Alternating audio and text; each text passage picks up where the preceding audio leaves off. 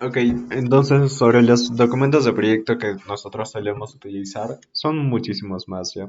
Si que gustas, también pasamos la plantilla completa con todos, pero con los que solemos trabajar son acta de constitución del proyecto, EDT y lecciones aprendidas, como básicos, porque de ahí se desglosan los demás proyectos, pero con que se trabajen súper bien estos, más que suficiente. Entonces, el acta de constitución del proyecto es lo que va a permitir al director de proyecto y a todo el equipo, y bueno, en general a los stakeholders, entender de qué va a ir el proyecto. El punto más importante del acta de constitución es definir correctamente el alcance. El alcance dentro de la descripción del proyecto. El alcance es básicamente qué es lo que vas a hacer y qué es lo que no vas a hacer. Por ejemplo, si es que el proyecto es dar una charla, entonces la charla, ok, ese es el proyecto, pero solo con que coloques proyecto charla no dices nada, tienes que colocar qué es lo que vas a hacer. Tú te vas a encargar de buscar un ponente, de capacitarte para que tú seas el ponente, tú te vas a encargar de dar una sola ponencia o te vas a encargar de repente 5 ponencias, qué día va a ser, más o menos cuánto va a durar el evento, para qué fecha ser, para a cuántas personas y para quiénes lo estarías dirigiendo. Por ejemplo, es distinto hacer una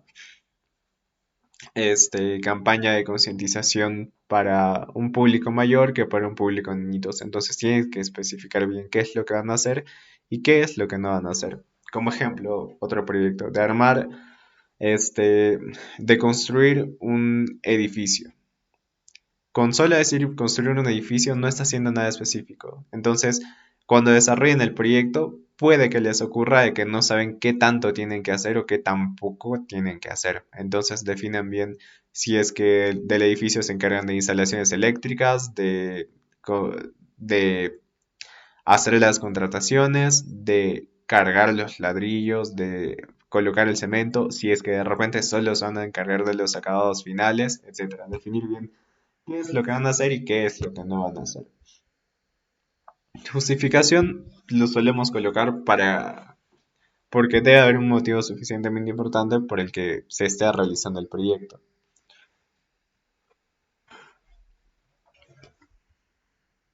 Luego siguen los objetivos del proyecto, que se separan en alcance, tiempo y costo.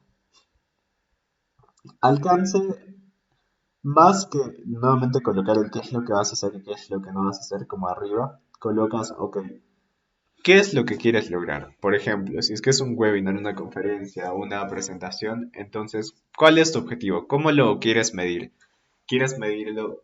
Por ejemplo, un webinar taller se puede dividir, se puede medir o se le pueden colocar objetivos y factores de éxito de distintas maneras. Lo quieres medir por la duración del evento, por la cantidad de asistentes, por, no sé, la satisfacción de los que hayan asistido, por la cantidad de ponentes que hayas tenido, etcétera. Entonces ahí colocas, si es que voy a hacer una ponencia, un taller, un webinar, entonces un indicador bueno es la cantidad de asistentes. Entonces colocas, ok, quiero tener 150 inscritos y alrededor de 80 asistentes. Y al costado colocas criterios de éxito. Eso es a donde tú quieres apuntar y esto es con qué están conformes para decir que el proyecto fue exitoso. Como la frase de apunta a, no me acuerdo cómo es, apunta al cielo y llegarás a la luna, algo así, o sea, apunta súper alto y sí o sí vas a llegar a un punto alto. Probablemente no llegas al punto más máximo que estabas pensando, pero definitivamente vas a llegar alto. Y eso, entonces alcance es lo principal, ¿cómo quieres medir que el proyecto es exitoso? Por cantidad de asistentes, por duración, por calidad de ponentes, por nivel de satisfacción del público, etcétera. Por personas que hayan decidido cambiar si es un taller de liderazgo transformacional, por personas que piensen de otra manera en un formulario, que reaccionen de manera distinta, etcétera, etcétera, etcétera. Cantidad de dinero recaudado, etcétera. Hay muchas maneras de colocarle para considerar que el proyecto fue exitoso. Luego están objetivos de tiempo y objetivos de costo.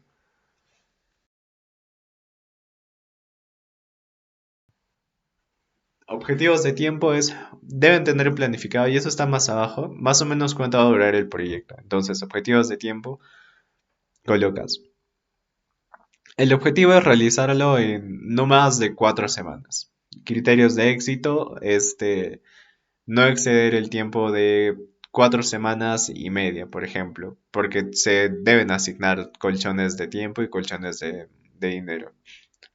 Entonces, ok, ahí está. ¿A qué quieres llegar y con qué te conformas que el proyecto haya sido exitoso? Si es que no colocan esto, entonces al realizar el proyecto, sí o sí van a obtener resultados positivos, negativos, medios, pero no van a saber si es que les ha salido bien, si es que está considerado como exitoso o si es que no. Luego, con el costo lo mismo. Van a tener un presupuesto, van a tener que armar un presupuesto. Entonces, ok, y los objetivos son, si el presupuesto total del proyecto con contingencias y todo sale de 1000 soles, entonces el objetivo sería no pasarnos de 950 soles, por ejemplo, 900 soles. Y como criterios de éxito sería, ok, probablemente no cumplamos el objetivo de utilizar menos del presupuesto, pero al menos no nos pasemos de lo presupuestado. O al menos no nos pasemos del 5% más de lo presupuestado. Con eso ya es exitoso. Si es que te pasas un 50% más de lo presupuestado, entonces está mal. Hay cosas que revisar con eso. Luego sigue la parte de supuestos, restricciones y riesgos preliminares, que son los o las trillizas. Esta parte suele ser un poco confusa, así es que le voy a explicar con ejemplos algo tontos.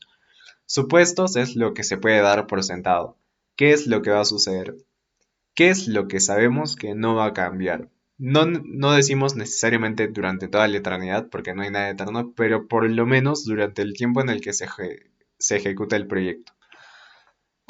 No tienen que ser tampoco datos exactos, y no puedes colocar, por ejemplo, el ejemplo básico es, un supuesto es, de acá a un mes, el oxígeno va a seguir existiendo y las personas vamos a seguir respirándolo.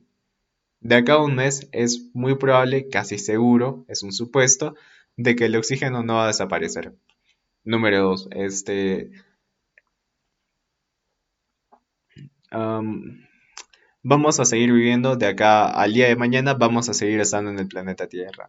Entonces es un supuesto, algo que puedes dar por sentado, qué es lo que va a suceder o es lo que se va a mantener. Ahora, en épocas anteriores también podríamos colocar como supuestos algunos parámetros. Por ejemplo, en 2019 el precio del dólar rondaba entre los 3.38 y 3.45 como máximo. Casi siempre estaba en 3.41, 3.42, luego bajaba nuevamente 3.40, 3.38, rondaba entre eso, pero nunca se iba a extremos mucho más altos. Entonces también como supuestos se puede colocar, ok, dentro del tiempo de ejecución de este proyecto, digamos un mes, 2 meses, 3 meses, el precio del dólar o el tipo de cambio va a estar entre tal monto y tal monto máximo. Entonces ya lo colocan como supuesto.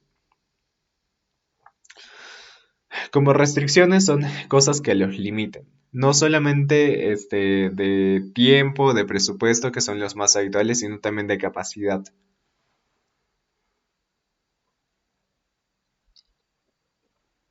Por ejemplo, si es que es un proyecto de una campaña navideña, entonces una limitante muy obvia es, no puedes hacer una campaña navideña en enero. Ya nadie te va a comprar. Entonces tienes la limitante de solamente como mucho hasta el 24 medianoche, 25 quizás ya no tanto, pero el 26 definitivamente ya no va a servir una campaña navideña. Tiempo, dinero, recursos y también capacidad. Por ejemplo, a una empresa de acá de Arequipa, de productora de polos, le compran en el extranjero marcas como Lacoste y algo de un conejito, como su logo de un conejito de calavera. Y ellos necesitan cantidades muy grandes de producción. Entonces, ok, ellos pueden fabricar la ropa de la calidad deseada, de los colores, tienen las herramientas, el conocimiento, pero no tenían la capacidad para la cantidad de polos que la empresa solicitaba. O sea, les pedía más o menos eh, 50.000 unidades al mes y ellos solamente podían producir 20.000. Entonces, de talento, de capacidad, o sea, de máquinas, de que tengas todos los recursos, tiempo, dinero, los tienes, pero no tienes la capacidad de hacerlo. Entonces, ahí colocan como restricciones. Igual los más comunes son tiempo, costo y alcance. Por ejemplo, también si es que vas a hacer un taller, una presentación y te pones como objetivo, quiero llegar a 1.000 personas, pero utilizas una sala Zoom que está limitada a 100 personas o vives en un pueblo donde solo hay tres familias de cuatro cada uno, o sea, no puedes apuntar a 1.000 si es que tienes la limitación de que solo existen 12 personas a las que realmente puedas llegar. Finalmente, los riesgos. Esta es una de las partes más importantes de anotar porque esto lo sugerimos llenar con el equipo. Pueden revisar las plantillas, pero se sugiere que no trabajen con las plantillas, le den una revisada rápida y lo borren, que ellos mismos lo llenen. Es muy importante que hagan este ejercicio. Los riesgos son eventos o alguna condición incierta. Son cosas que pueden ocurrir. Ahora, dentro de proyectos, nos dimos cuenta de que no existen, de que no todos los riesgos son negativos, también hay riesgos positivos. Y para cada uno se tienen diferentes estrategias. Por ejemplo, para los negativos está tratar de este, evitarlos por completo. Hay otros que no se pueden evitar por completo, pero puedes mitigarlos, o sea, hacer todo lo posible para que su impacto sea lo más chiquito que pueda hacer. Y para riesgos positivos está, por ejemplo, compartirlo. Para riesgos negativos está transferirlo mediante seguros. Y finalmente, si es que ya no puedes hacer nada o el impacto no es significativo, entonces lo aceptas. Aceptar el riesgo. Ahora, ¿cómo lo pueden anotar? Como sugerencia lo hemos dejado, colocamos de que utilicen como casilleros, como si fuesen hashtags. Va a ser mucho más sencillo de revisar que colocar todas las ideas sueltas y en desorden. Entonces utilícenlo como casilleros. Logística, todos los riesgos referidos a logística. No sé, para un webinar que es de esto, entonces, ¿qué puede pasar? Cortes de luz no programados. Ojo con este ejemplo. Riesgo está cortes de luz no programados o problemas con la conectividad Wi-Fi e Internet. Ahora, en supuestos está, todo el equipo cuenta con el servicio de luz e Internet contratados. Es algo que puedes apostar, que todo el equipo tiene luz e Internet contratados. Lo que no puedes asegurar es que el día del evento, el día del proyecto, a todos les siga funcionando bien. Puede pasar de que a alguien se le fue la luz, hay un apagón, alguien se haya chocado con un poste y haya dejado sin luz a toda la cuadra, que su computadora ya no prende, etcétera. Entonces puedes dar, por supuesto, todo el mundo tiene una laptop, todo el equipo cuenta con una laptop, todo el equipo cuenta con el servicio de luz e internet contratado, como supuesto. Ya sabes que es así, que no va a cambiar. Lo que no puedes asegurar son los problemas, fallas técnicas, cortes de luz no programados, etcétera. Entonces eso ya lo anotas. Con los ponentes puede pasar que hay una falta de coordinación, una mala coordinación con el ponente. Si es que tienes ponentes internacionales, entonces el uso, el horario GMT es distinto. Entonces no es lo mismo hora brasileña que hora peruana. Entonces una mala coordinación, por ejemplo. Y o cualquier otro motivo por el que el ponente tenga que cancelar o postergar su presentación. Y así con cada uno eh, de estos casilleros. Ok, luego la parte de los aspectos generales. Sponsor es quien te otorga los recursos. DP del proyecto es el principal responsable del éxito o el fracaso del proyecto. Es el director del proyecto. Y finalmente el equipo de proyecto y los cargos que van a tener. Pueden colocarlo por áreas, etcétera. También como sugerencia colocamos acá, ok, acá colocas los cargos, pero acá colocas cuáles van a ser más o menos las funciones generales de cada uno de estos cargos. No sé, moderador, obviamente tiene que presentar el evento, es el que va a tener la cámara prendida, etcétera. Operaciones, se tiene que encargar de todo lo que es plataforma. Si es que fuese presencial, sería el encargado de separar un salón o un auditorio en la universidad. Ahora, como es virtual, se encarga de las plataformas, es decir, este, crear la sala de Zoom o de Teams, configurar los permisos de sala de espera, hacer las pruebas de transmisión en vivo, etcétera, etcétera, etcétera. Publicidad y marketing Piezas gráficas, difusión, coordinación con el área de relaciones públicas, etc. Luego, duración estimada del proyecto. ¿Cuánto va a durar? Y enseguida, abajo de eso, colocar los hitos entregables. Hitos son momentos, son eventos bastante importantes. Por ejemplo, cuando dicen hitos históricos son momentos, cosas que han pasado. Y los entregables son tangibles, son cosas que podemos tocar. Ahora, no literalmente, por ejemplo, puede ser un tangible un documento impreso. Por ejemplo, para el proyecto ir a hacer un work and travel en Estados Unidos vas a necesitar visa. Entonces, hito, conseguir el permiso para salir del país e ir a Estados Unidos. Entregable es cómo certificas, cómo demuestras que ya llegaste a este momento. Entonces, ok, ya tengo el permiso porque ya me dieron la visa. O, por ejemplo, un hito es la independencia del Perú. Y un entregable es el acta que firmaron de que Perú ya era un país independiente. Entonces, momentos importantes, entregable, algún documento, algo tangible, algo que puedas tocar que acredite que llegaste a este momento. Y acá las fechas estimadas, pues, cuándo se va a realizar esto. Luego, el presupuesto. Colocar todo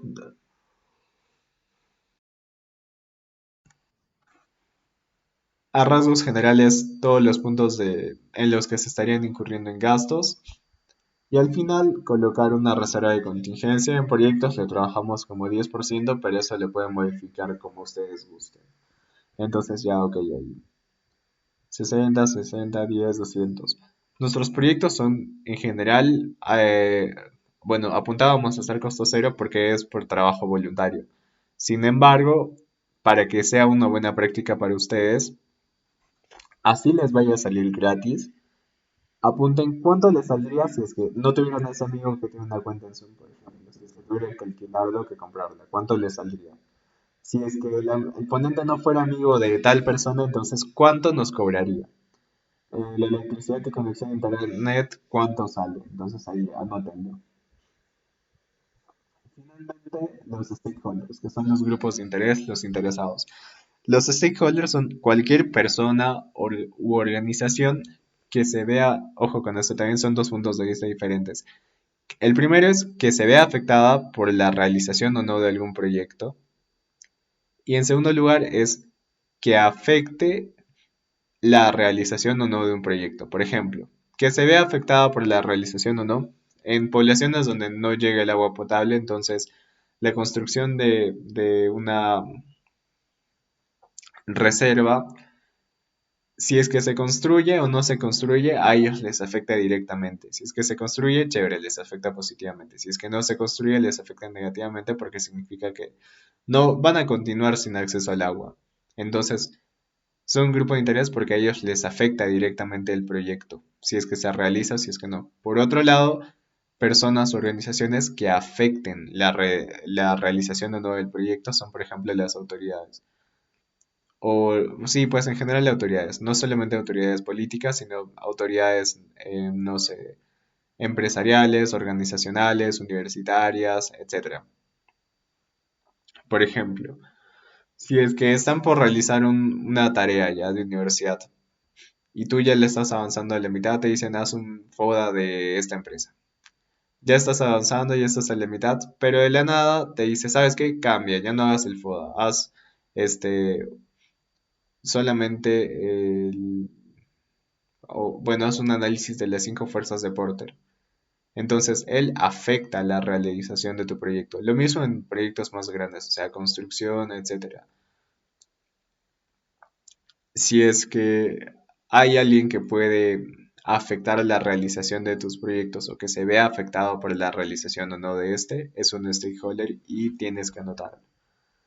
Pasemos con el siguiente, que es la de T. Acá vas a encontrar la matriz de interesados, que es una vez que los hayas identificado, que colocas sus nombres, la organización, etcétera.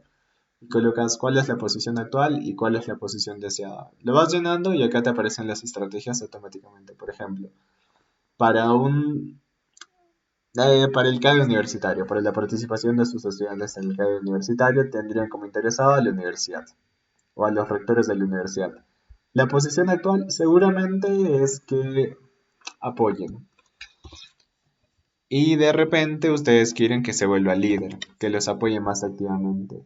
La universidad tiene un poder alto y un interés alto. Entonces ahí te dice, ok, estrategia con él, gestionar de cerca. Por otro lado, el vendedor de la esquina, para igual participación en el mercado, seguramente desconoce.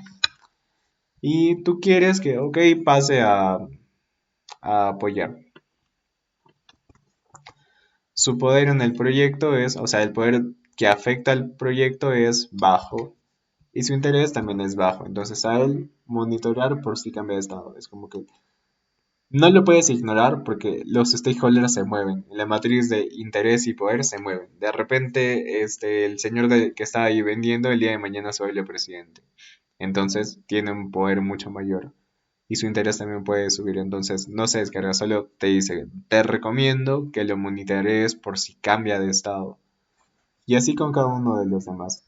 Ahí te dice gestionar de cerca, mantener informado, mantener satisfecho, monitorear por si cambian de estado. Finalmente, el documento de elección. Ah, perdón, falta el EDTS. El de matriz de interesados es fácil de llenar, pero los principales con los que trabajamos es acta de constitución, EDT y elecciones aprendidas. Entonces, ¿la EDT qué es? Una vez que hayas sacado los entregables en esta fase, los tienes que copiar y pegar en una EDT. Una EDT es la estructura de desglosa de trabajo, es cuando ya comienzas a colocar todas las actividades y responsables. Entonces colocas, ok, este es mi proyecto, estos son los entregables principales y como son tangibles, algo que tienes, algo que puedes tocar, entonces se va a dividir definitivamente en actividades que tienes que hacer para llegar a tener ese entregable. Por ejemplo, para un webinar, para llegar a tener el ponente y tema confirmado, necesitas unos paquetes de trabajo que son como son paquetes de trabajo, son bolsitas.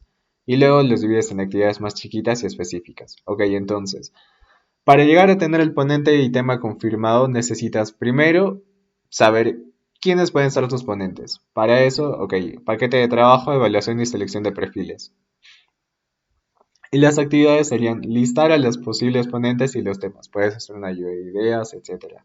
Luego escoger dos propuestas. Luego sigue el paquete de trabajo de comunicación,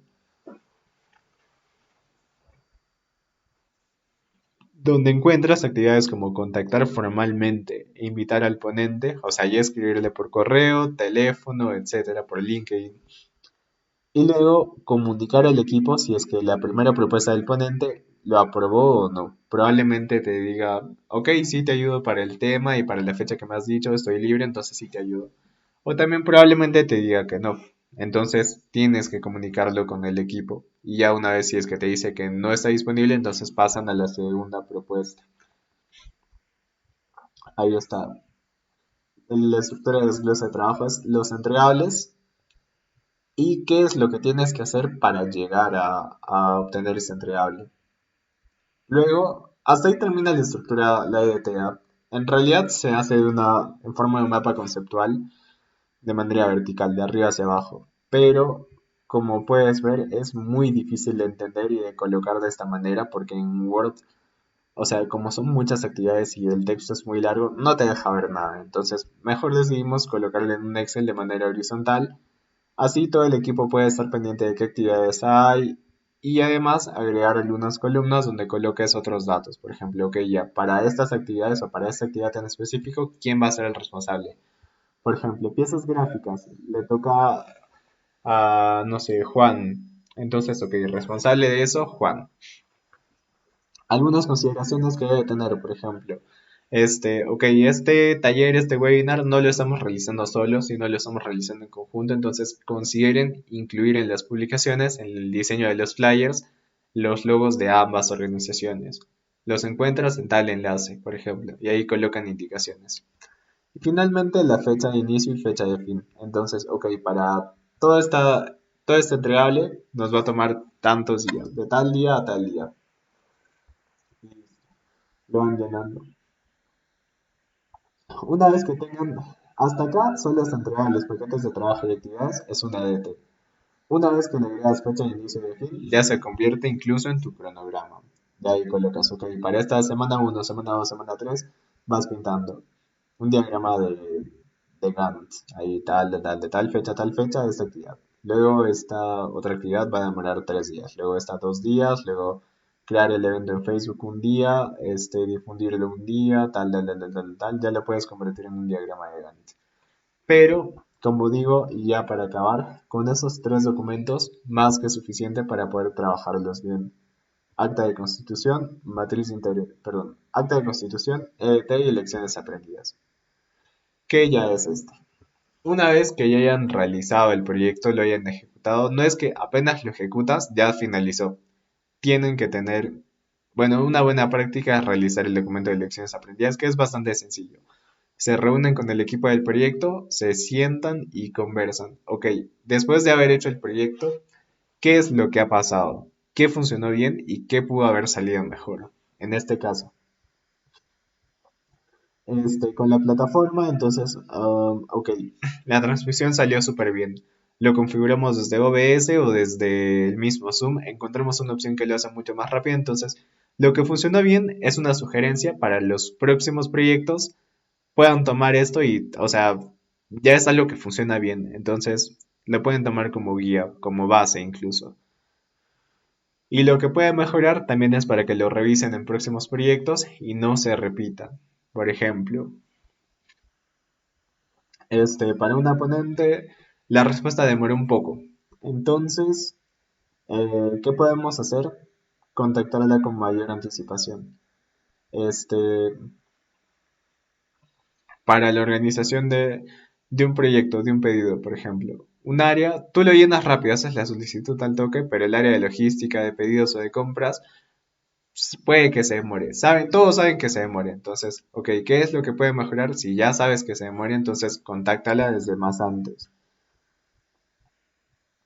Y así terminan de llenar. Acá también, para que no sea muy complicado ni sea desordenado, entonces en incidentes pueden colocar los casilleros como hashtag. Todo esto es correspondiente al equipo. Todo esto correspondiente al ponente, todo esto correspondiente a la plataforma y todo esto correspondiente a los asistentes. Por ejemplo, cosas que suelen pasar con los asistentes es que te pinten la presentación, las diapositivas, prenden su cámara, estén con el micro prendido cuando hacen otras actividades, etcétera, etcétera, etcétera. Entonces, todo eso ya lo notas. Si es que te sucede, si es que sucede en tu proyecto, lo notas. ¿Sabes qué? Esto pudo haber salido mejor. Armarlo es importante y es mucho más rico incluso cuando te salen cosas mal, porque a las cosas que salen bien, normalmente no les das mucha bola. Ya salieron bien, entonces si salieron bien significa que se hacerlas bien. Pero cuando sale algo mal y te pones a conversar sobre ello, te pones a pensar en ese mismo momento qué hacer para que no suceda otra vez. Por ejemplo, el ponente contestó tarde, contactarla desde antes. El ponente no se pudo conectar, pasarle el link con anticipación o mostrarle cómo debe ingresar a la sala. Si es que se utiliza, por ejemplo, Microsoft Teams, que acá en mi universidad se utiliza cada rato, pero sabemos que no todos las utilizan, no todos conocen este Teams y no todos pueden ingresar, por ejemplo. Entonces, tener una reunión con él, mandarle un tutorial, etcétera. Y con eso, una vez con este documento de lecciones aprendidas terminado y firmado, es que ya se da el cierre del proyecto. El acta de constitución es el acta de nacimiento de un proyecto y el documento de lecciones aprendidas es el acta de cierre de defunción total. Y listo. Lo importante de registrarlo es que quede para los siguientes proyectos. Por eso son esos tres los más importantes. Acta de constitución, la parte de, ok, colócame exactamente qué es lo que vas a hacer y qué es lo que no vas a hacer, con quiénes vas a trabajar, cuáles son tus objetivos y cuáles son tus criterios para considerarlo exitoso o no, bajo qué supuestos trabajas, qué riesgos estás considerando y qué restricciones tienes.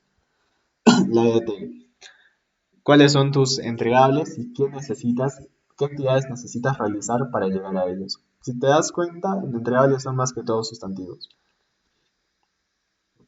Y en actividades todas comienzan con un verbo. Definir, estimar, listar, escoger, contactar, comunicar, agendar, obtener, crear, todos son verbos. Y listo. Con eso ya sería toda la capacitación. De todo lo que he grabado, creo que le voy a subir también para mi comunidad, para que les quede.